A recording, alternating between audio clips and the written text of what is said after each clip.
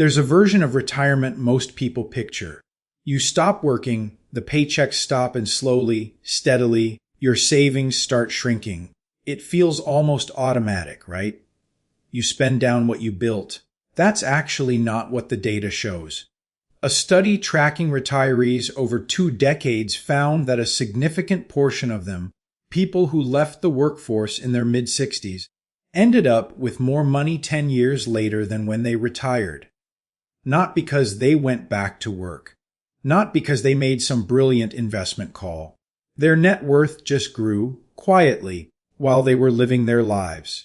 I didn't fully understand why until I started looking more closely at how retirement income actually works. Take 2 people. Both are 65. Both are done working. John has $1.3 million saved. He's careful with it, maybe too careful. He's convinced that every dollar he spends is one less dollar he'll have in 10 years. So he holds back. He watches the balance. Linda has $1.1 million. She has a small pension. Social Security is starting soon. Fast forward 10 years. John is sitting at $1.9 million. Linda is at $1.7 million. Both of them are wealthier than the day they retired. Now, if you're in your 40s or early 50s and thinking, wait, how does that happen? If I'm not adding money, how does the balance go up? That's the right question. That's the puzzle. The answer isn't magic. It's not some advanced investing technique. It comes down to a piece of math that almost nobody runs correctly before retirement. Not just portfolio size, not just withdrawal rate, something more specific. Something most retirement advice skips right over. I'll be honest. I used to think retirement planning was mostly about hitting a number. Get to $1 million.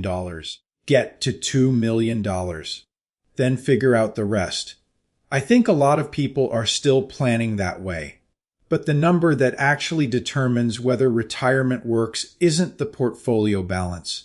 It's the real spending gap.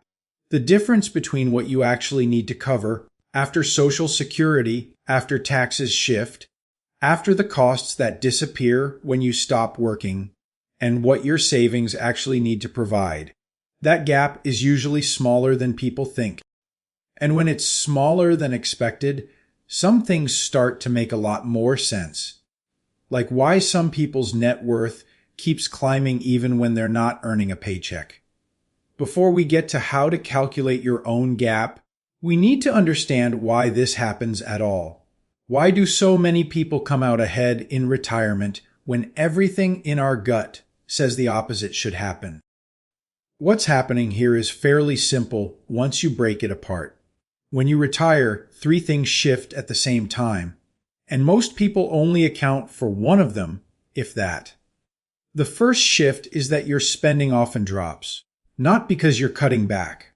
Not because you're living on less. It's because a whole category of costs just disappears. Commuting, work clothes, payroll taxes, which, if you're an employee, take 7.65% off the top of every paycheck and disappear the moment you stop working. And the retirement contributions themselves. The money you were sending to your 401k every month does not go out anymore. Now it comes back in the other direction. I've watched this happen with couple after couple.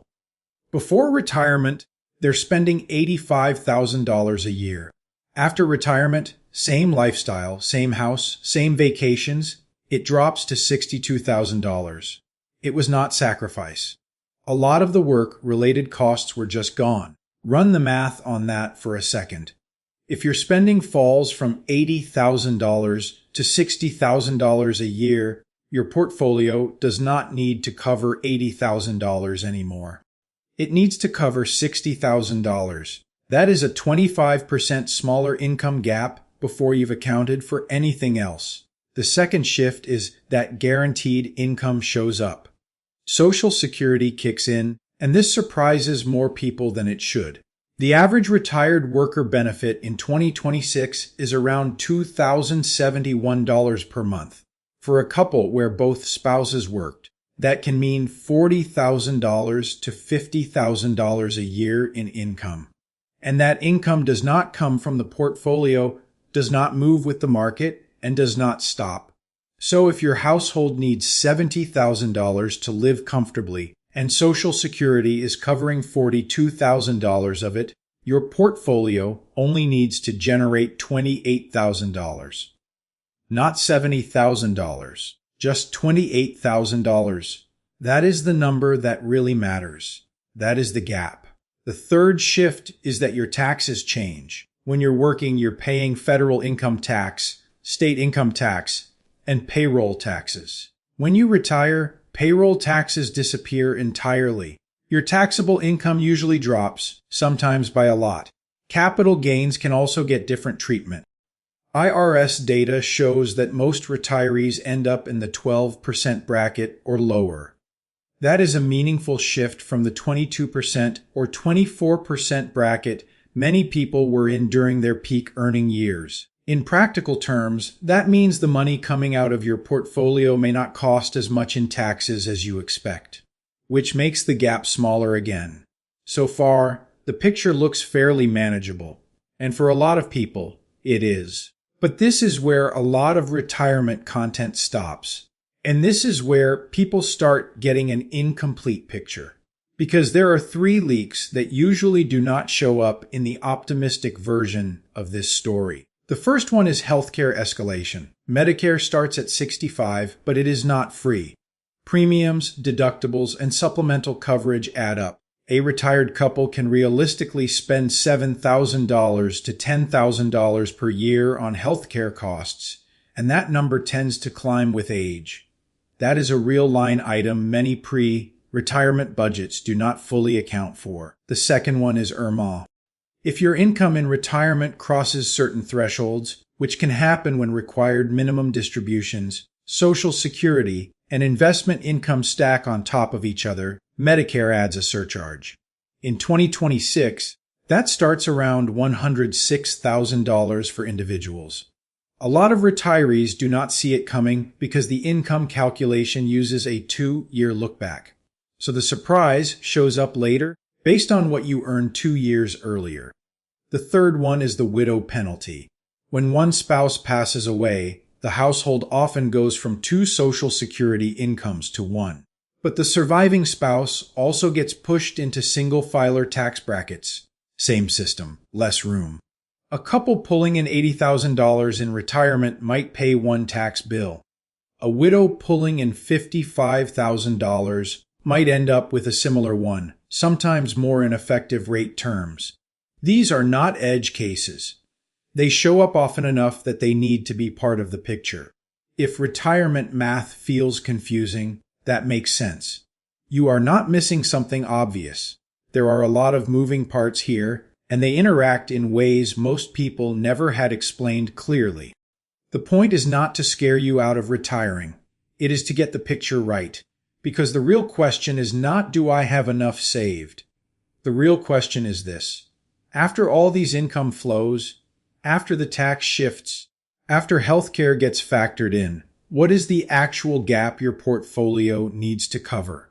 That number is often smaller than people fear. But it is also usually less clean than the optimistic version makes it sound. Both things can be true at the same time. So let's build the picture. Because the problem with most retirement planning conversations, and I've had enough of them to feel pretty comfortable saying this, is that people look at one number at a time. Portfolio balance, Social Security estimate, expected spending. They check each box separately, then still feel uneasy because nothing fits together cleanly. The reason it does not add up is that these 4 things have to be looked at together, not one at a time. Spending, guaranteed income, taxes, healthcare, and debt. 4 lines, 1 picture. I used to think about retirement the way a lot of people do. Hit a number, apply the 4% rule. You should be fine. Then I started watching what actually happened to 2 families with nearly identical portfolios. Same age. Similar balances. Very different experiences in retirement. The difference was not returns. It was not discipline. It was whether they understood what their portfolio actually needed to cover. versus what was already being covered somewhere else. Here's what that looks like with real numbers. Say your expected retirement spending is $70,000 a year. That is your baseline. That is what life costs. Social Security covers $42,000 of that. That money is not coming from your savings. It is just showing up every month. So right away, your portfolio is not responsible for $70,000. It is responsible for $28,000. But that is not the full picture yet. Add taxes. Even at a low rate, you are probably looking at around $4,000 in tax liability on your withdrawals and other income. That goes on top. Add healthcare. A realistic Medicare plus supplemental budget for a single retiree might run $8,000 a year, and more as you get older. So your real gap looks like this: $70,000 minus $42,000 plus $8,000 for healthcare plus $4,000 for taxes. $40,000. Not $70,000. $40,000. That number matters a lot when you translate it back to portfolio size. If your gap is $40,000 a year and you apply a standard 4% withdrawal rate, the portfolio you need is $1 million. If you had estimated the gap at the full $70,000 without accounting for Social Security and the tax shift, you would think you needed $1,750,000. That is a $750,000 difference in perceived need from one calculation. I've been in conversations where someone had a $1.4 million portfolio and was genuinely anxious about retiring. Then we ran the actual gap math, and the portfolio only needed to generate about 3% per year in withdrawals. They were sitting on more than they needed and did not realize it. That is not unusual. It is a pretty common pattern among people who saved consistently, but never stopped to model the full picture. The moment I've seen change things for people is when they look at their Social Security statement, actually look at it instead of filing it away, and realize that nearly half their expected spending is already covered before they touch a dollar of savings.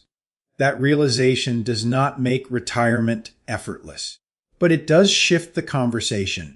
It moves it from "do I have enough" to "what do I actually need this portfolio to do?" Those are very different questions. So if you run this and your gap comes out to $30,000 a year, you do not need $1,500,000 to retire comfortably. Under a conservative 4% framework, you need around $750,000. That is not a guarantee. Markets fluctuate. Healthcare costs are unpredictable. Life does not run on spreadsheets. But the framing changes a lot when you start from the right number. There is one more thing this framework does that people do not always expect. It helps you make decisions. When you know your real gap, you can think more clearly about trade-offs. Whether to delay Social Security, whether to do Roth conversions in a low-income year, whether part-time income in early retirement changes the whole equation. None of that is easy to navigate when you are just staring at a lump sum and wondering whether it is big enough.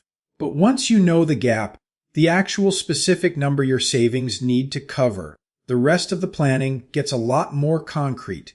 There is a second problem, though, and most financial content does not spend much time on it.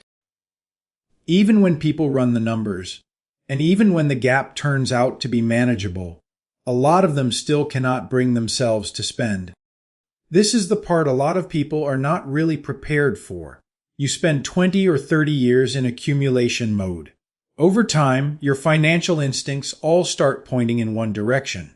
Save more. Spend less. Protect the balance. That becomes the habit. Then retirement shows up, and now you are being asked to do almost the opposite. Now you are supposed to spend from the thing you spent decades protecting. And for a lot of people, that switch never fully happens. I've seen this play out a lot. A couple, net worth around $2.2 million, house paid off, kids grown. By any reasonable measure, they are fine. More than fine. They are spending $40,000 a year. Not $40,000 because that is all they need. $40,000 because anything more feels risky. Every larger purchase feels heavier than it should. There is that quiet voice in the background saying, "What if this is the year things go wrong?" So they wait. They delay the trip. They hold off on the renovation. They tell themselves they will feel more comfortable next year when the balance is a little higher. Next year comes. The balance is higher. They still do not feel comfortable. Put numbers on that, and the picture looks different. Say the portfolio is $2 million. A conservative 5% average annual return, not aggressive, not unrealistic, generates $100,000 in growth. If they are spending $50,000, their net worth still increases by $50,000 that year. The portfolio did not shrink. It grew. They may have more room than they think. But seeing a bigger balance does not always change the feeling. A lot of the time, the feeling is still driving the decisions. This is the real cost of not understanding your spending gap. It is not that you run out of money. For most people who saved consistently, that is usually not the main risk. For a lot of steady savers, the bigger issue can actually go the other direction. You underspend. And that reaction makes sense after decades of protecting the balance. You stay in the house that is too big because selling feels like admitting something. You skip the trip because you cannot justify the cost, even though you can afford it. You spend the first decade of retirement, the years when you are healthiest, most mobile, and most able to do the things you saved for, living more cautiously than you need to. That is a real cost. It just does not show up on a balance sheet. There are two paths here, and they do not look that different from the outside at first. On one path, you never build a clear picture of what your portfolio actually needs to cover. You manage by feel. The balance goes up, you feel okay. The balance dips, you pull back. You are reacting to the account instead of running it. On the other path, you know your gap.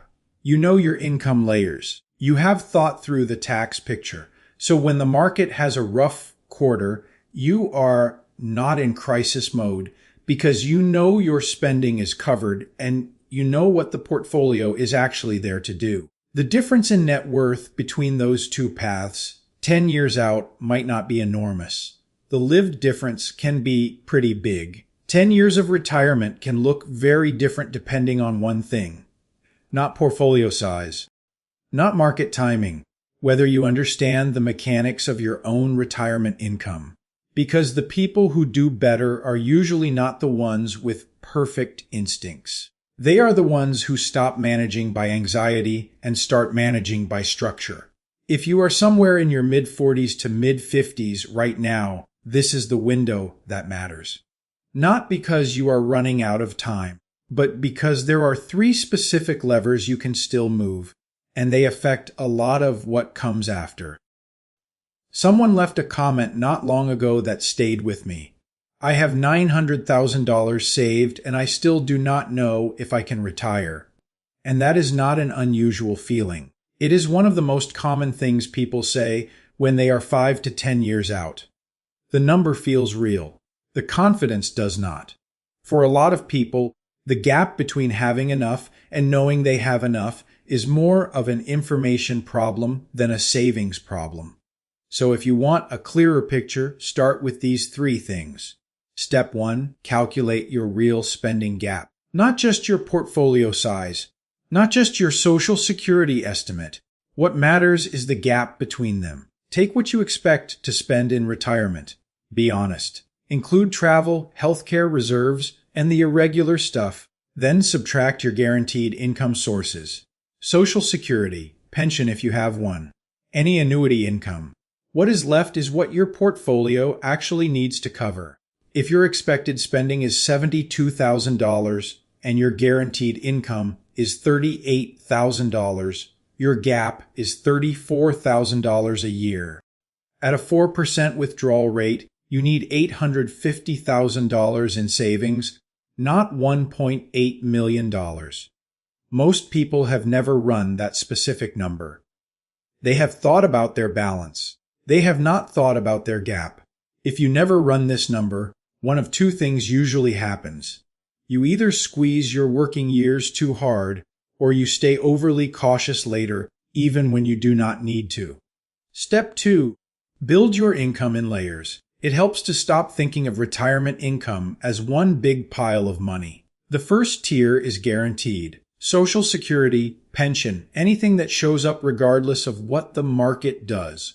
This is your floor. You want it as high as possible. The second tier is semi-passive.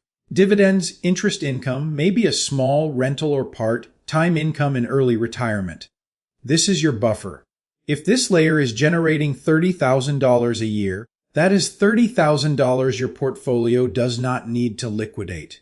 That gives your balance more room to stay intact and keep compounding. The third tier is portfolio withdrawals. This should be the last line you draw from, not the first. When those three layers are stacked intentionally, volatility becomes less threatening. A bad market year does not immediately mean you have to sell at a loss. You can pull from Tier 2 while Tier 3 recovers. Most people retire with only one layer, their savings. That is why a market dip in year 1 of retirement feels overwhelming. It does not have to. Step 3. Control when you pay taxes. This tends to be a narrow window, and it often gets overlooked. Between the year you retire and the year your required minimum distributions kick in, currently age 73, there is often a period where your taxable income is lower than it has been in a long time. No paycheck. Social Security maybe has not started yet. The portfolio may not be getting drawn down heavily. That is often when Roth conversions make the most sense from a tax standpoint. If you convert $50,000 from a traditional IRA to a Roth in a year, when you are in the 12% bracket, you pay around $6,000 in taxes. If you wait and take that same money as a required minimum distribution in a year when you are in the 22% bracket, you pay $11,000, same $50,000. A $5,000 difference in tax. Multiply that across several years of conversions, and the lifetime tax savings can be significant, often six figures over a 20 to 25-year retirement. And this is why timing matters more than most people realize. If you do not do this, your required minimum distributions arrive on a schedule set by the IRS, not by you. You lose the ability to control the timing. Higher income can also push you into IRMAA territory for Medicare, which is an added cost on top of the higher tax rate. That window does not stay open forever. None of these steps require a perfect plan. They require enough clarity to make one decision at a time. Where are you in all of this? Are you still building, or are you starting to think about what the transition actually looks like? Drop a comment below. I am genuinely curious what stage most of you are in. If you boil all of this down, retirement math is usually not just about portfolio size. It is about your gap, the specific number your savings actually need to cover after everything else shows up. When that gap is smaller than expected, the math starts working differently. Your portfolio does not always shrink. Sometimes it still has room to grow. Not because you are doing anything special, just because retirement math often works differently than people expect going in. I have watched a lot of people walk into retirement with real fear. Not irrational fear. Earned fear after decades of being told the number was never quite big enough. Then a year or two in, something starts to settle. The bills are manageable. Social Security is steady. The balance has not collapsed. They start to realize the fear they carried into retirement does not fully match what day-to-day life actually looks like. That is usually not luck. It is often the result of the spending gap being smaller than they estimated. Retirement is not really the end of the money conversation. It is more like a shift in how the money works. You spent 30 years building a system that accumulated. Now you are learning to run one that distributes. It takes a different mindset and a different set of habits. That does not make it harder. It just means most people need time to adjust. You do not need a perfect plan to retire well. You need to understand your income flows. You need enough flexibility to adjust when something unexpected shows up, and something always does. And you need to give yourself permission to course correct as you go. That is really what this comes down to. If you want to keep going deeper on how retirement income actually works, the tax timing, the Social Security decisions, the withdrawal sequencing, subscribe to Wes Investor and turn on notifications. That is the kind of math we break down regularly without the noise.